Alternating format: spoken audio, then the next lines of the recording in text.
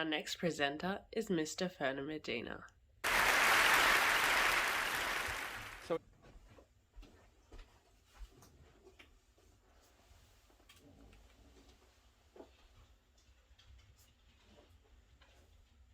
I always heard the blowflies before I saw them. The hum would grow louder as they swarmed overhead and dipped ever closer to my rotting corpse. I was somewhere in the African bush, and I'd been shot. I could smell my body's decay, which meant I must be dead.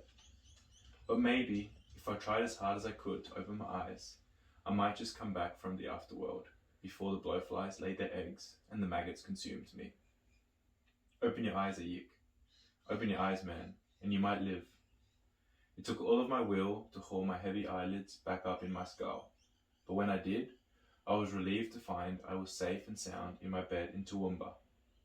I could still hear the blowflies though, until I realised it was the drone of the traffic on the main road that ran behind our house.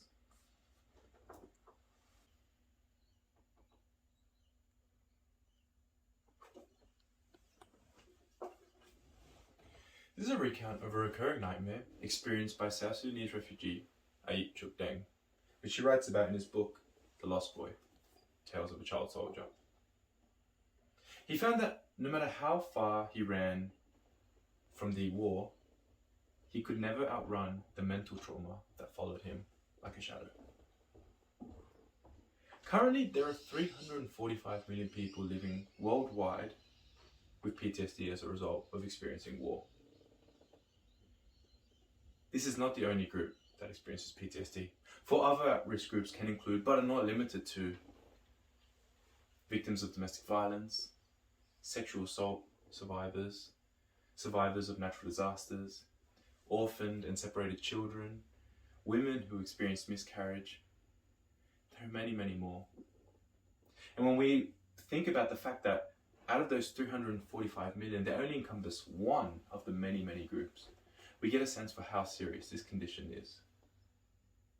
But what is PTSD in the first place?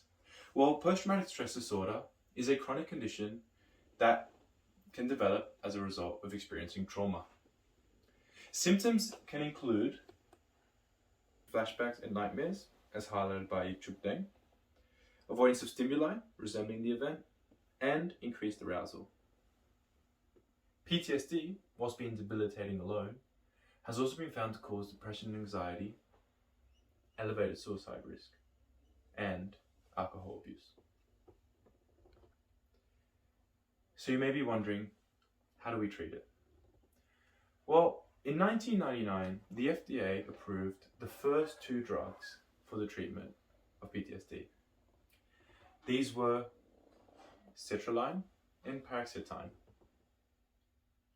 Since then, the FDA has gone on to approve a whole 0 more drugs.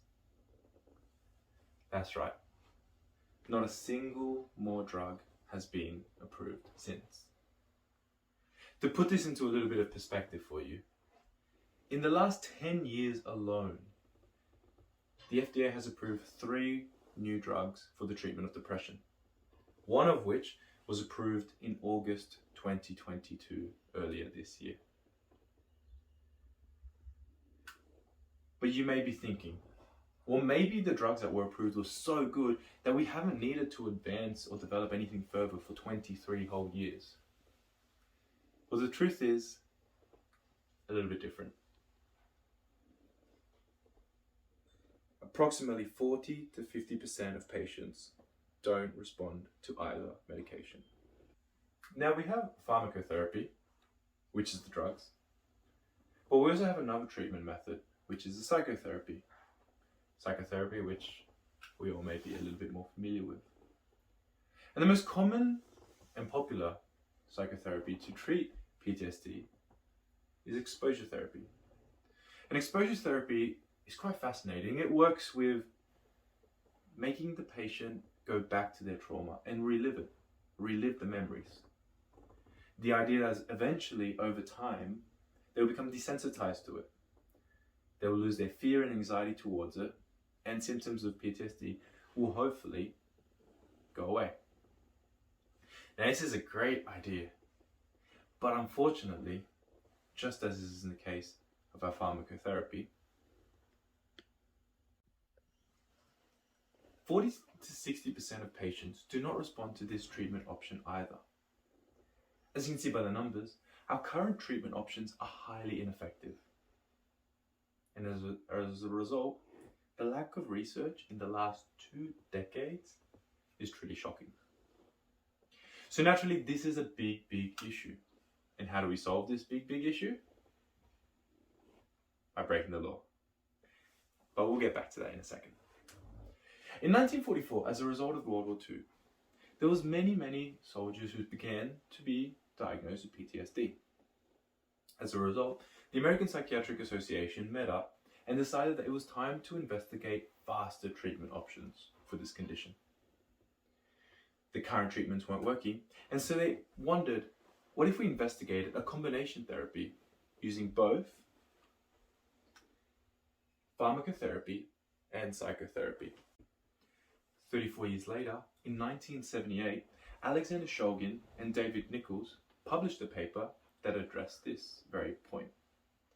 They chose to combine exposure therapy with a little well-known drug known as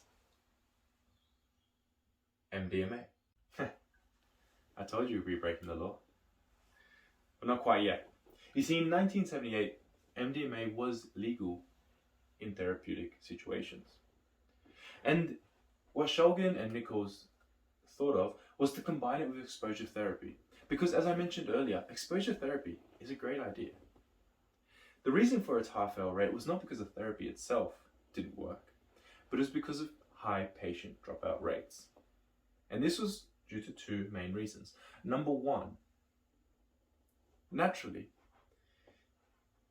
divulging your memories and your trauma requires trust. Many of our PTSD patients felt it too difficult to even talk about their trauma and their memories to their spouses.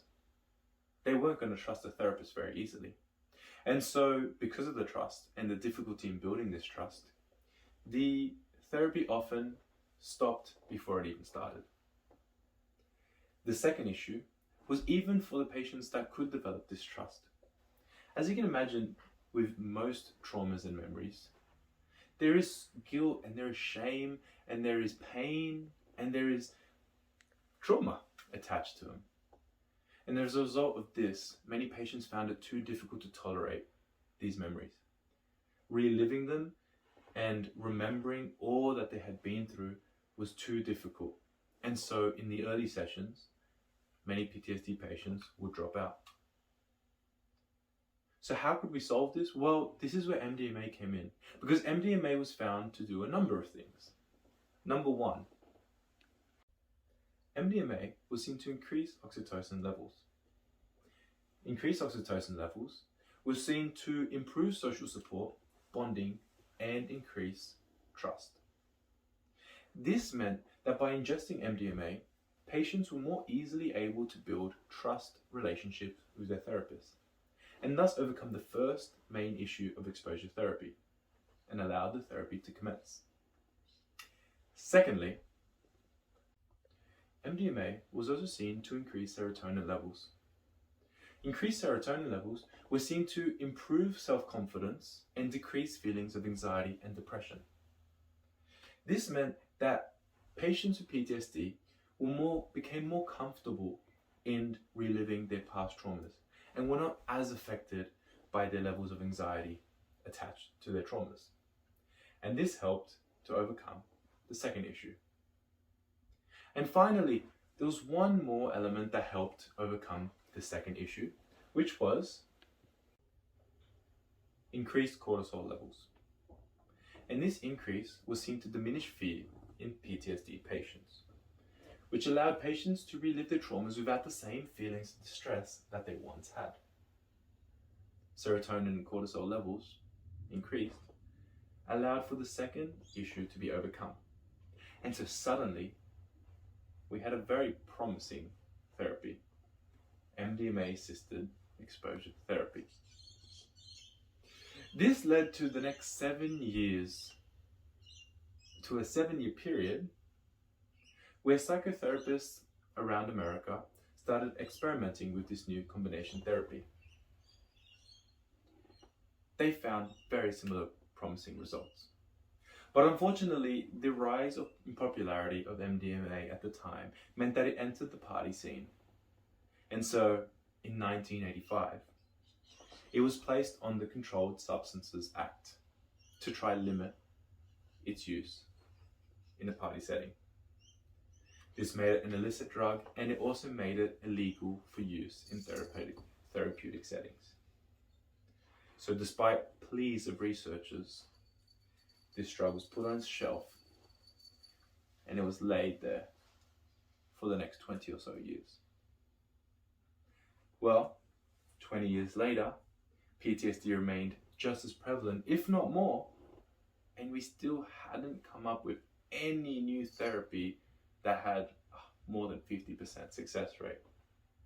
And so researchers decided that now it was time to break the law.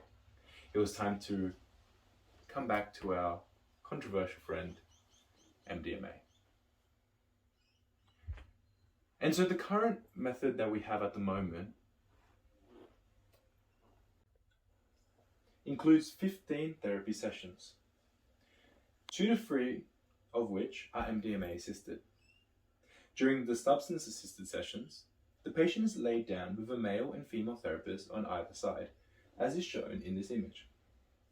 They are given a dose of 125 milligrams of MDMA, and the therapist takes them on a patient-driven session where the patient is taken back to relive their traumatic memory alongside their therapists.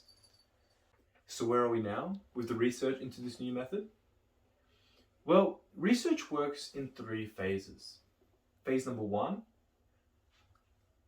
looks at the safety of the drug, ensuring that there's no bad effects to the patient.